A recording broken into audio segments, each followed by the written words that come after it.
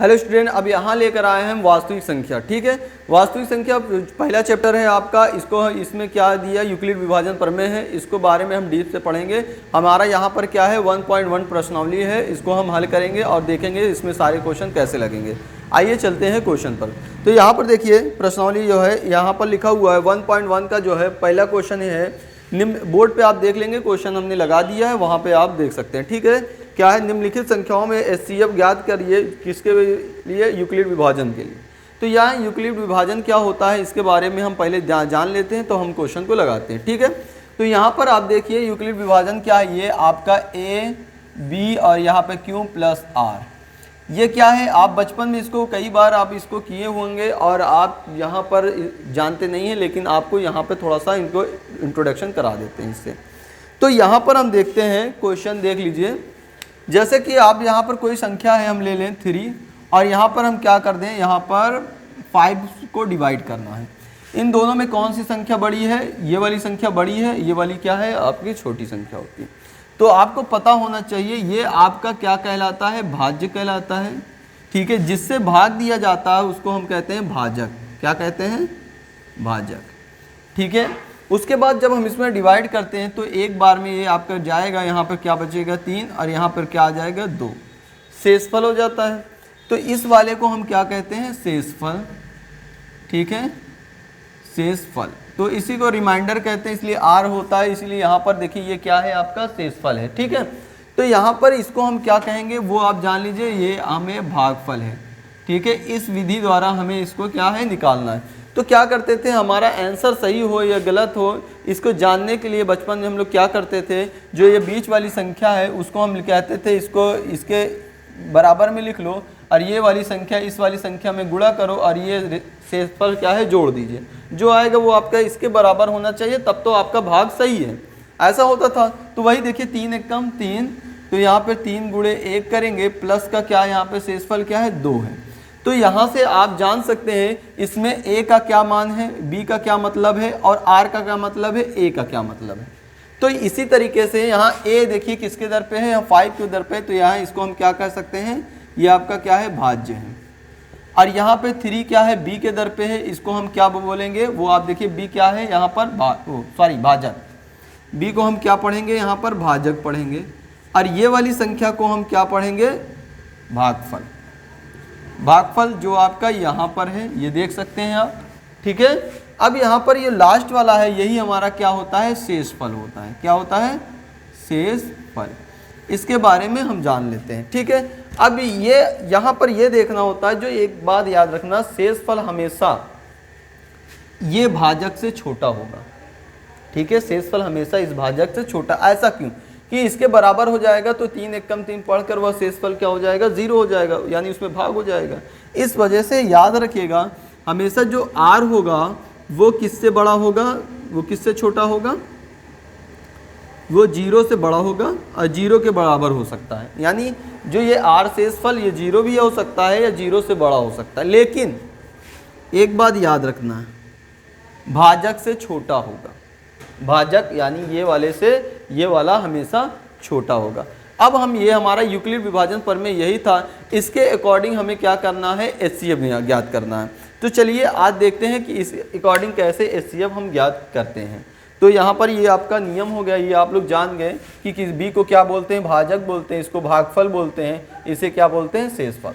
तो आते हैं अपने टॉपिक पर और यहाँ पर हम देखते हैं बारी बारी से क्वेश्चन को क्लियर करते हैं। इस चैप्टर में हम 1.1 सारे क्लियर करेंगे और नेक्स्ट जो है प्रश्नावली में 1.2, ऐसे ही आपको लगातार वीडियो मिलेगी।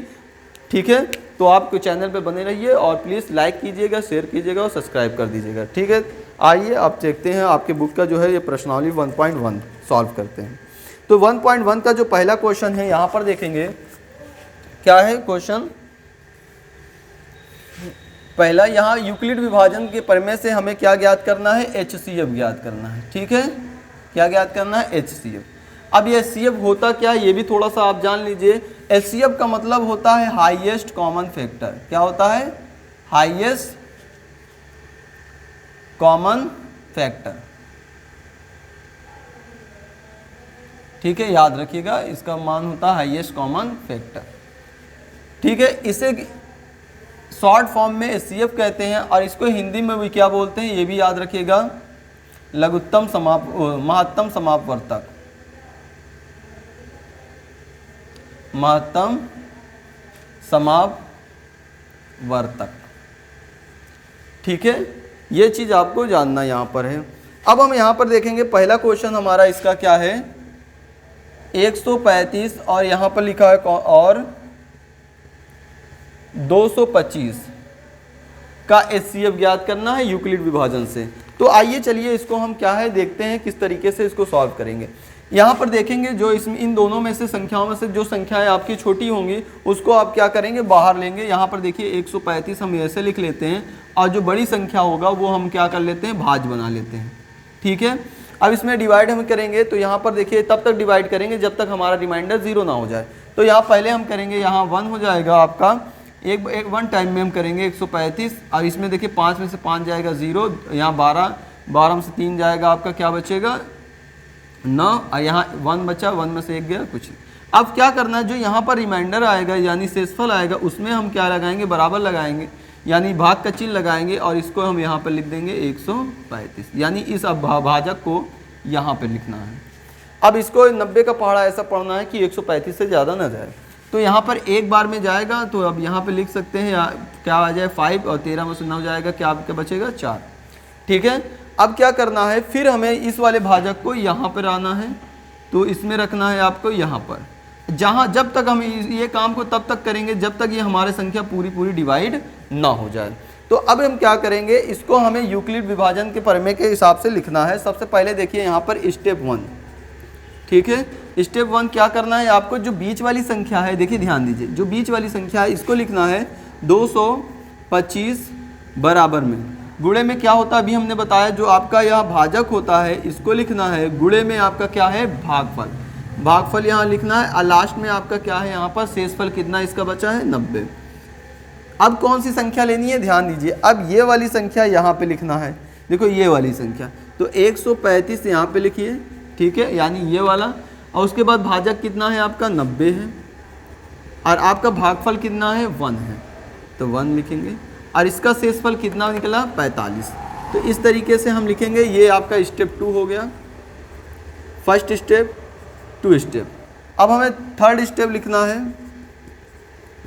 वो क्या है, तो देखिए यहाँ पर क्या बचा 90 है, तो यहाँ पर 90 लिखेंगे हम, और इज इक्वल टू क्या है, यहाँ देखिए 90 भाजक आपका क्या है 45, 45 में 2 का गुणा करिए, प्लस क्या करना है 2, यहाँ पे 2 रखना है। ठीक, सॉरी ये गुणा हो गया, यहाँ पर शेषफल कुछ बचा नहीं बचा, तो यहाँ पे क्या हो जाएगा 0। हमने बताया जब शेषफल आपका 0 हो जाएगा उस जगह पे जो हमारा भाजक होगा वो हमारा HCF होगा। यही यूक्लिड विभाजन ने बताया था, यूक्लिड ने यही प्रमेय दिया था। ये आपका जो है क्या है, इसका HCF हो जाएगा क्या है 45। तो यही आपका आंसर है, पहले का आपका यही आंसर है। अब हम नेक्स्ट देखते हैं, नेक्स्ट क्वेश्चन को सॉल्व करते हैं। ठीक, अब यहाँ पर देखते हैं क्वेश्चन नंबर 2 जो है यहाँ पर क्या है, इसको देखते हैं। 196 का यहाँ निकालना है, 196 और 38 220 का हमें क्या निकालना है, HCF निकालना है यूक्लिड विभाजन प्रमेय से। तो देखिए किस तरीके से इसको हम सॉल्व करते हैं। यहाँ पर ध्यान दीजिए, सबसे पहले यहाँ पर इन दोनों में से बड़ी संख्या कौन सा है, बड़ी संख्या ये है, इसको हम अंदर लिखेंगे। यहाँ पर 38 220 को हम ऐसे लिख लें और बड़ी वाली छोटी वाली संख्या को बाहर। तो सबसे पहले इसको क्या करेंगे, यहाँ पर हमें 3 अंक लेना है, यहाँ ध्यान दीजिएगा ये इतना लेना है। तो एक बार में जाएगा, तो यहाँ पर हमारा क्या है 1 लिखेंगे, तो 100 क्या लिखेंगे 96। तो यहाँ देखिए 12 में 6 जाएगा, 6 बचेगा आपका। यहाँ पे बचा कितना 7, और इसको उधार दिए 17 में से 9 जाएगा आपका, क्या बचेगा 6, सॉरी 8 बचेगा। 17 में से जाएगा तो क्या बचेगा 8 बचेगा। यहाँ पे बचा 2 में से 1 जाएगा तो 1 बचेगा। तो यहाँ पर आपका क्या आया 2। ठीक है, तो इस तरीके से हम लिख लिए। और उसके बाद हमें यहाँ पर देखना है, अभी यहाँ पर ये याद रखिएगा, ये रिमाइंडर नहीं है कि शेषफल की यहाँ पर ऐसा लगाकर इसको अंदर रख दीजिए। यहाँ पर इसलिए नहीं कर पाएंगे क्योंकि अभी यह 2 संख्या बाकी है, जब तक वह पूरा डिवाइड नहीं होगा तब तक हम इसको नहीं लगा सकते, याद रखिएगा। अब यहाँ 2 उतार लिया, अब इसको हमें क्या करना है, इस कितनी बार चलना है 9 बार। देखिए 9 बार में पढ़ेंगे तो ये आएगा आपका 1764। ठीक है, इसमें 1764 हम कर लेंगे। तो यहाँ पे देखिए उसका उधार देगा 12, 12 में से 4 जाएगा 8 बचेगा, और यहाँ पर आपका क्या 6 में से जाएगा आपका, इसको उधार दिया, यहाँ पर बचा 5, ये इसको उधार दिया 15, 15 में 6 जाएगा आपका 9, और ये आपका कट गया, ये कट गया। अब यहाँ पे क्या बचे 0। अब यहाँ देखिए 5 टाइम में आप पढ़े 196 पढ़ेंगे तो आपका क्या हो जाएगा 980 हो जाएगा। इस तरीके से ये आपका यहाँ पर रिमाइंडर पूरा कट गया, तो आपका HCF क्या होगा 196। तो इसको लिखना कैसे, बस सिंपल है, ये वाली संख्या को हमें क्या लिखना है यहाँ पर 38, 220 को हम ऐसे लिखेंगे, आपका भाजक क्या है 196, गुणे में आपका क्या है 195, और आपका रिमाइंडर कितना है 0। तो जहाँ रिमाइंडर 0 हो जाता है यही हमारा क्या हो जाता है HCF। तो HCF आपका हो जाएगा 196। इस तरीके से यूक्लिड विभाजन प्रमेय के द्वारा हम क्या है HCF निकालेंगे। क्वेश्चन नंबर, अब यहाँ पे देखते हैं पहले का क्वेश्चन नंबर 3 जो है हम देखेंगे क्या है 1.1, ठीक है। तो इसका क्वेश्चन कैसे हमें इसको करना है, यहाँ से इन दोनों में से देखिए बड़ी संख्या कौन है, ये वाला है, तो हम इसको क्या लिखेंगे अंदर लिख लेंगे 867। तो यहाँ पर हमें क्या करना है 255 को बाहर कर लेना है, ठीक है।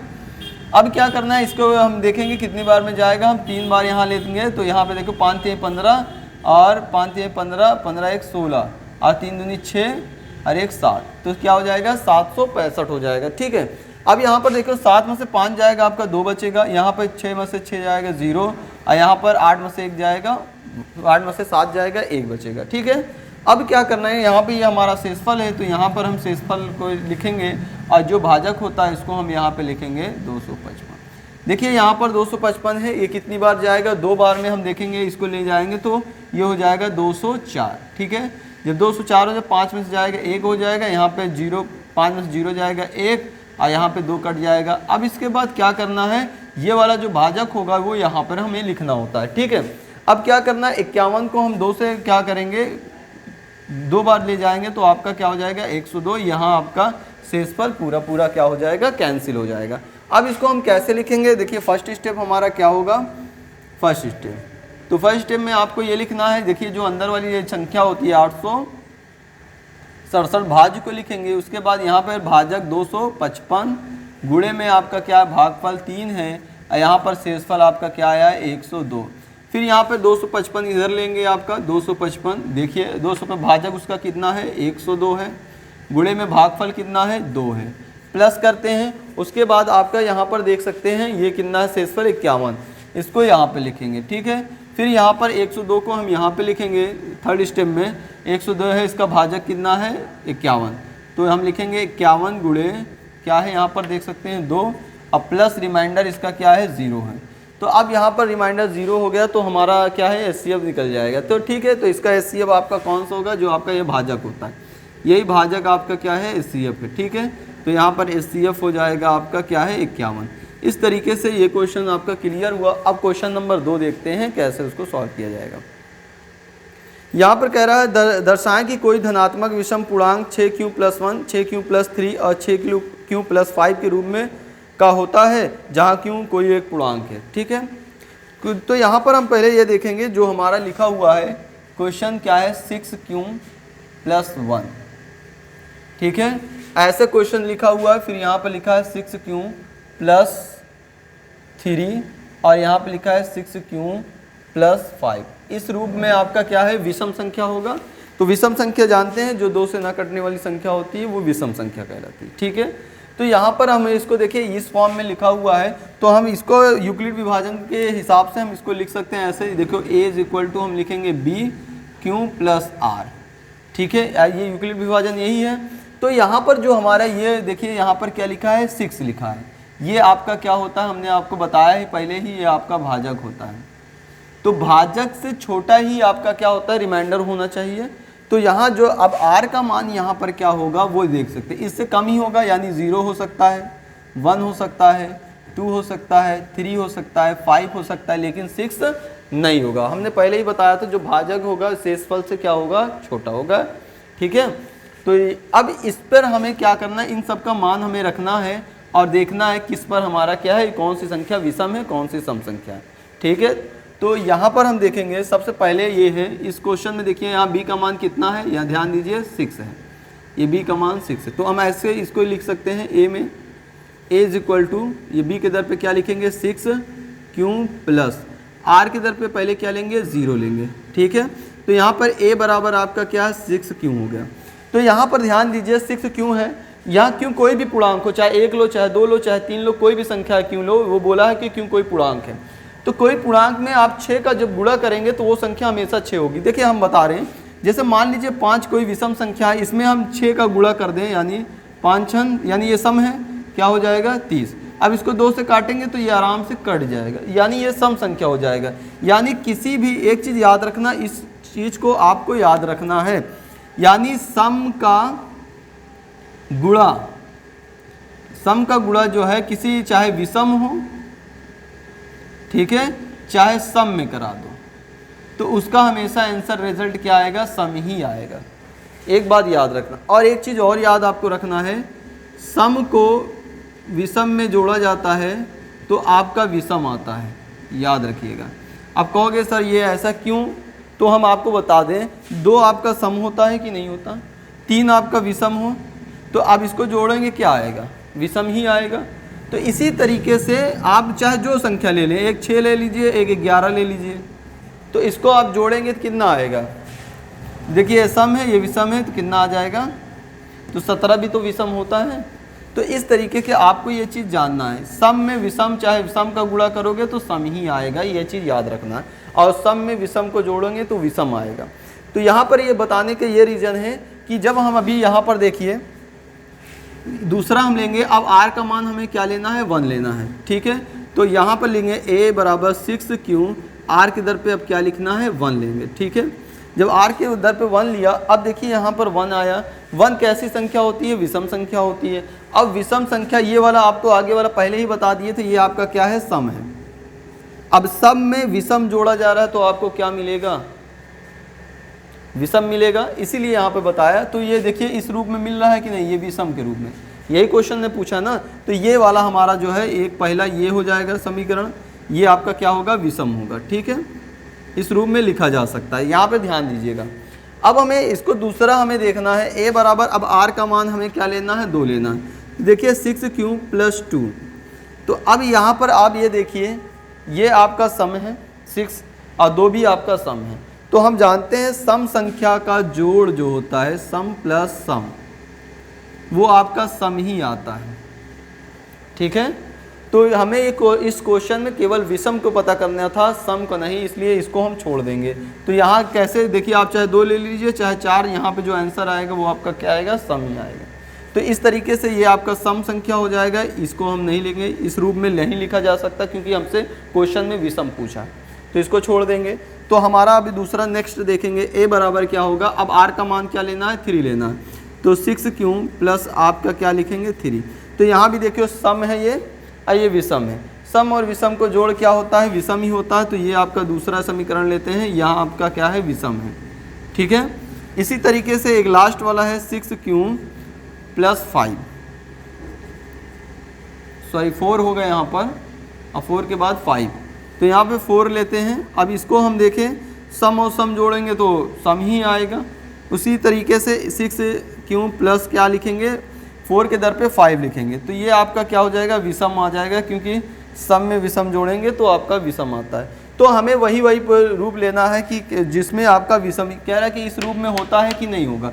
तो हमने यहाँ पर देखा कि इस कौन कौन से, ये आपका सम है तो इसको नहीं लेना है, ये आपका सम है इसको नहीं लेना है, और यहाँ पर आपका ये वाला सम है। तो हमारा आंसर कौन सा हुआ, ये पहला वाला इस रूप में लिखा जा सकता है, और यहाँ पर इस रूप में लिखा जा सकता है, और इस रूप में इसको लिखा जा सकता है। अब इसको इस रूप में क्यों लिखा जा सकता है, मतलब ये विषम ही क्यों आएंगे। आप क्यों का मान इसमें बोल रहा है, कोई पूर्णांक हो, चाहे जो क्यों का मान ले लीजिएगा, उस पर आप मान रखेंगे, वो हमेशा विषम ही संख्या आएगी। आप देखना चाहे तो हम पहले वाले में आपको दिखा सकते हैं। a बराबर आपका लिखा है 6q प्लस 1, आप चाहे जो कहें वो नंबर ले लें, पहले हम ले लेते हैं 1 ले लेते हैं, ठीक है। तो 6 कम 6, 6 में 1 जोड़ेंगे तो क्या आएगा 7, 7 एक विषम संख्या। मान लीजिए क्यों का आप कह रहे हैं 0 ले लीजिए, सर ले लेते हैं 0, 6 में 0 जोड़ेंगे तो 6 में 0 गुणा करें 0 हो जाएगा, 1 आपका बचेगा, ये भी विषम आएगा। आप चाहे जितना ले लें, आप 100 ले लीजिए, ठीक है, अब इसमें हम रखेंगे क्यू का मान, तो इसमें याद रखिएगा इसको जोड़ेंगे तो ये आप 600 में एक जोड़ेंगे तो क्या हो जाएगा 601, ये आपका क्या हो जाएगा विषम। वही आपको पता लगाया था कि इस पर हम मान रखेंगे क्यू का कोई भी मान, वो हमारा क्या हो जाएगा विषम है, यही हमें पता लगाना था। तो हम यहाँ पर एक छोटा सा पॉइंट लिखेंगे जो है, हम इसमें कैसे लिख सकते हैं, जहाँ क्यू हमारा क्या है कोई भी पूर्णांक हो ना, कोई भी पूर्णांक है और विषम के लिए 6q + 1, 6q + 3 और 6q + 5 के रूप में हम लिख सकते हैं, ठीक है, रूप में लिख सकते हैं। तो ये हम लोग क्या है प्रूफ कर लिए, यहाँ से किस तरीके से प्रूफ किया वो आप देख लिए। अब हम इसका नेक्स्ट क्वेश्चन देखते हैं, क्वेश्चन नंबर 3। यहाँ पर देखिए क्वेश्चन नंबर है, 616 सदस्य वाले एक सेना आर्मी की टुकड़ी को 32 सदस्य वाले एक आर्मी के बैंड के पीछे मार्च करना है। दोनों समूहों के समान संख्या वाले स्तंभ के मार्च करना है, इसकी अधिकतम संख्या क्या होगी।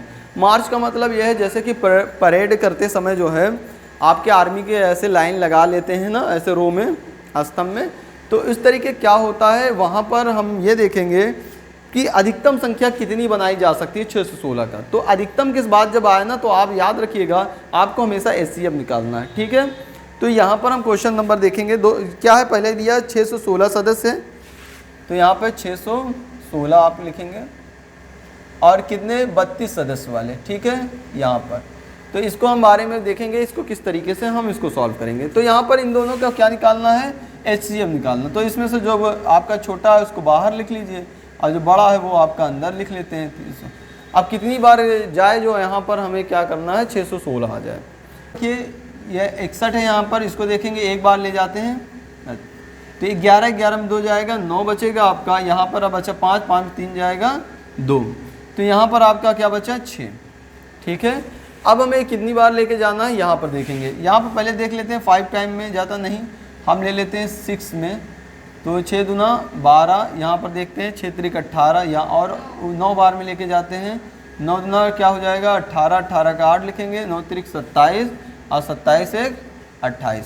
तो यहाँ पर देखेंगे इसका 16 हो जाएगा, 8 में से 16 में से 8 जाएगा, 8 बचेगा, यहाँ पर 8 है, 8 कट जाएगा, यहाँ 8 बचेगा। अब ये 32 को हमें कहाँ लिखना है, यहाँ पर लिखना है, और इसको काट देंगे तो क्या हो जाएगा 4 बार में ये आपका डिवाइड हो जाएगा। तो यहाँ पर देखेंगे क्या आपका कौन सी होगा, इसको हमें लिखना है। तो फर्स्ट स्टेप में आप देख सकते हैं, इसको इस तरीके से लिख सकते हैं, क्या है 616 को आप भाजक कितना है आपका, यहाँ पे बराबर में लिखेंगे 616 32 गुणे 19 और शेषफल आपका क्या आया है 8 आया है। उसके बाद आप क्या लेना है, यहाँ पर 32 को लिखना है, ठीक है, और बराबर में क्या है देखिए यहाँ भाजक कितना 8 है और भागफल कितना है 4 है, यहाँ पर ये क्या है 0। तो यही हमारा क्या होगा HCF हो जाएगा, यानी 8 का लाइन हम बना सकते हैं, कितने 8 का लाइन हम उसका बना सकते हैं। इस तरीके से हमारा ये भी क्वेश्चन क्लियर हुआ। अब क्वेश्चन नंबर 4 देखते हैं।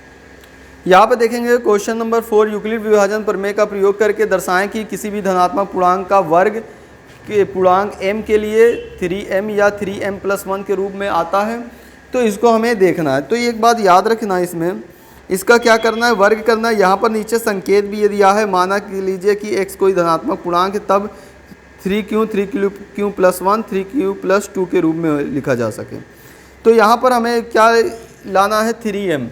तो यहाँ पर आप देख सकते हैं आपका क्या है 3m।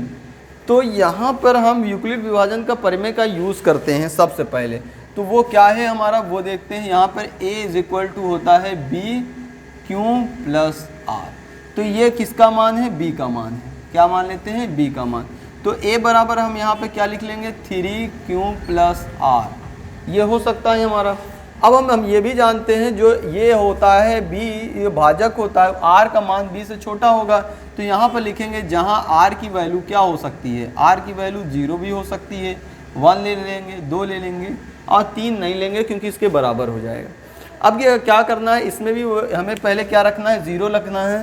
तो 0 रख लेंगे। तो ऐसे देख लीजिए आप लोग इस वाले मान में, तो यहाँ a+3q+r के दर पे 0।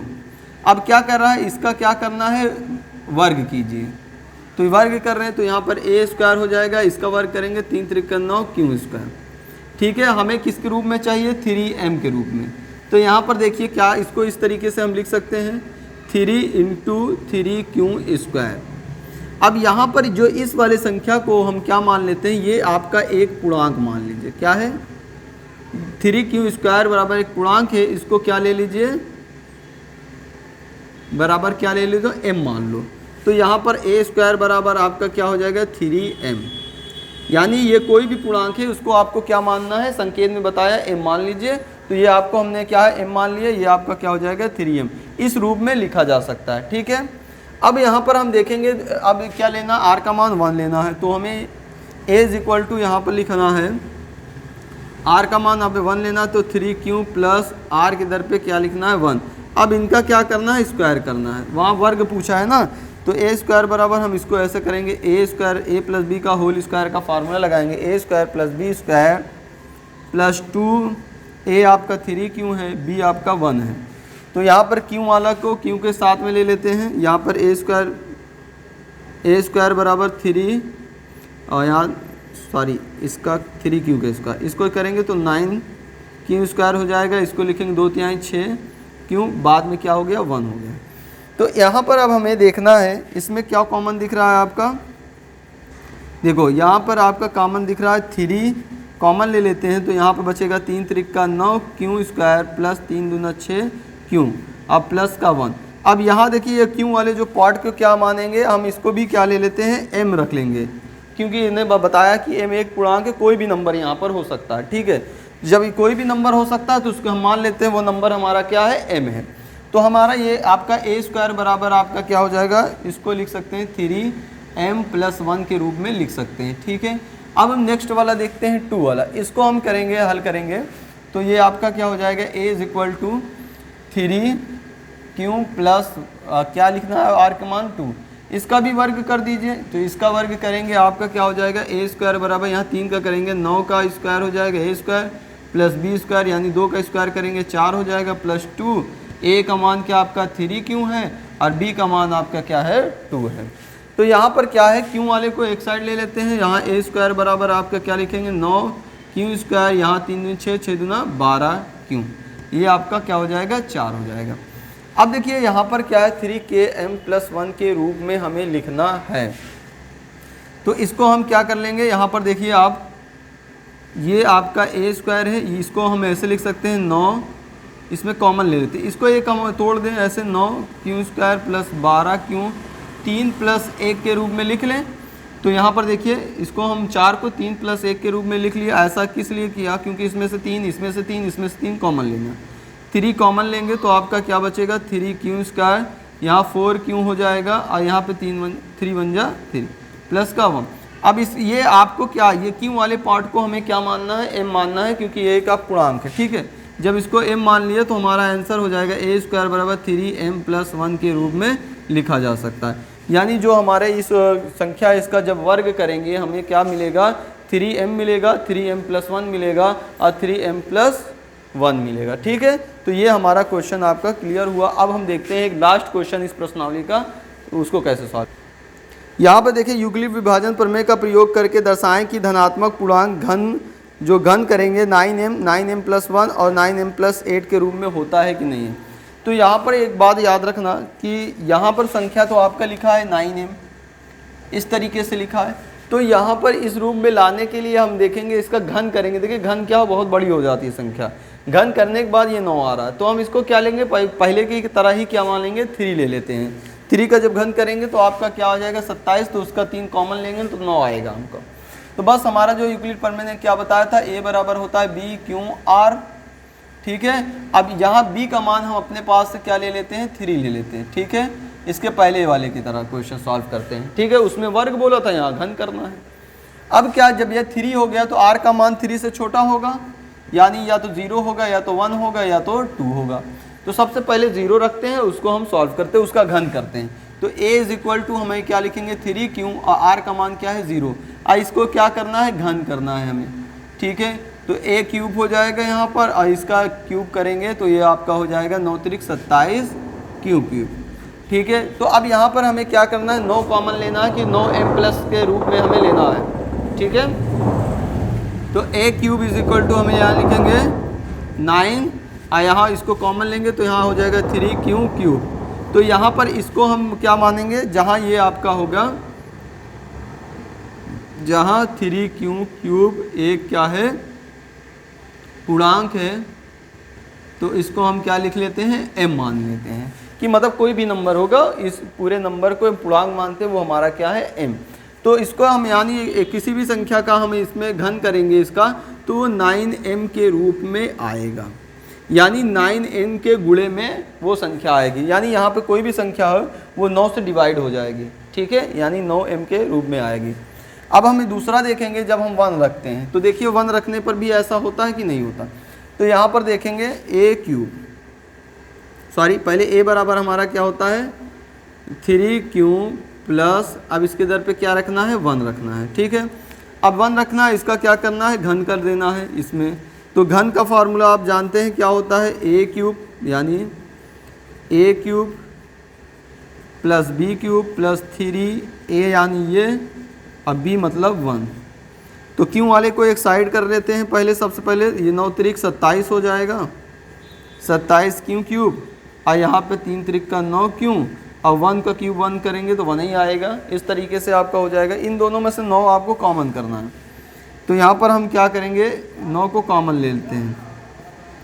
तो यहाँ पर क्या बचेगा, 3q क्यूब, और यहाँ 9 का निकल जाएगा बाहर, तो क्या बचेगा क्यों, और यहाँ प्लस का आपका क्या है 1 बचा है। तो यहाँ पर क्यों वाले को क्या मान लेना है, हमें m ले लेना है, और इसको हम लिख सकते हैं क्या, 9m प्लस 1 के रूप में देखिए लिख सकते हैं इसमें। अब एक और देखना है, ये वाला जब 2 रखेंगे तो उसका क्या आएगा, यहाँ पर देख सकते हैं। तो इसको देखते हैं, यहाँ पर a बराबर हमारा क्या है, a is equal to b q plus r. तो a बर b का मान यहाँ पर 3 था, 3 लिखेंगे, r की वैल्यू आपकी क्या है यहाँ पर 2। अब इसमें ये देखा जाएगा हमारा कि इसको क्या करना है, घन करना है। तो घन करने में देखिए हमारा वो 8 आता है कि नहीं आता। तो इसमें देखिए इसका घन करेंगे, सॉरी यहाँ पर घन करते हैं, तो a क्यूब हो जाएगा, यहाँ पर a क्यूब यानी 3q का क्यूब, यहाँ पे 2 का क्यूब, और प्लस यहाँ पर क्या करेंगे 3a का मान क्या है 3q, और b का मान क्या है 2 है, ठीक है। अब इसको a क्यूब बराबर हम देखेंगे 9 त्रिक 27 हो जाएगा यहाँ पर, क्योंकि q वाले को एक साथ लिखना है। इसको देखिए 2 3 त्रिक का 9, 9 दूना 18 आपका हो जाएगा, और यहाँ पर यह हो जाएगा 2 का क्यूब करेंगे कितना हो जाएगा 8 हो जाएगा, ठीक है। अब हमें क्या करना है, यहाँ पर इसमें कॉमन ले लेना है, यहाँ पर कॉमन हमें ले लेना है, क्योंकि देखिए a क्यूब बराबर हम कॉमन ले लेंगे क्या है 9। तो यहाँ भी बिल्कुल वैसे होगा 3q, और 9 दूना 18 क्यों हो जाएगा, प्लस का 8 हो जाएगा। इसको हमें क्या ले लेना है, आपका कोई भी पूर्णांक ले लेते, यहाँ पर 9m हो जाएगा प्लस का 8। तो कहने का मतलब क्या है, इसका कोई भी संख्या का जो है हम घन करेंगे इस रूप में होता है, a बराबर 3q प्लस r के, तो उसको इस रूप में आ जाएगा, यानी 9m प्लस 8 के रूप में।